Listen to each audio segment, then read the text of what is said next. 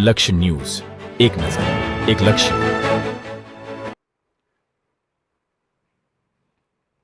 વાવની ખાલી પડેલી ધારાસભ્યની બેઠક અંગેની ચૂંટણીની તારીખ આજે થઈ શકે છે જાહેર. સાંસદ ગેનીબેન ઠાકોરનું સરકાર સામે નિવેદન. પંચાયત અને નગરપાલિકાની ચૂંટણીઓ સરકાર સાથે જાહેર ન કરી શકી. ગુજરાતમાં 7500 ગ્રામ પંચાયત અને 75 નગરપાલિકાની ચૂંટણીઓ છે બાકી. ગેની ઠાકોરનું ન્યાયયાત્રા દરમિયાન નિવેદન. અમે ચૂંટણી લડવા તૈયાર, સાંસદ ગેની ઠાકોરે આપ્યું નિવેદન.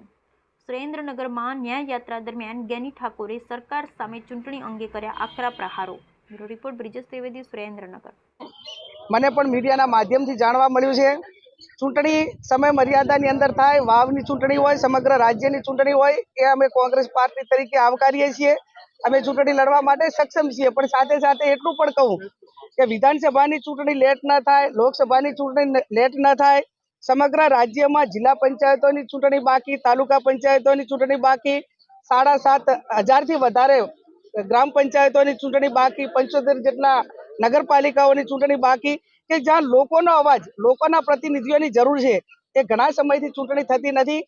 તો ક્યાંક એમને લોકશાહી જીવતી રાખવા માટેની એક એમની મંશા હોય તો આ લોકલ બોડી પંચાયતી રાજની ચૂંટણીઓ પણ આની સાથે જાહેર કરી હોત તો અમે એમ માનોત કે માત્ર એમને રાજ કરવા પૂરતી ચૂંટણીઓ નહીં, પણ લોકોને નીચેના પંચાયતથી કરીને પાર્લામેન્ટ સુધીની એક સિસ્ટમ છે આપણી, એક પોલિટિકલી એક ડેમોક્રેસી, એને સાચવવાનું કામ એ સરકારે કર્યું છે.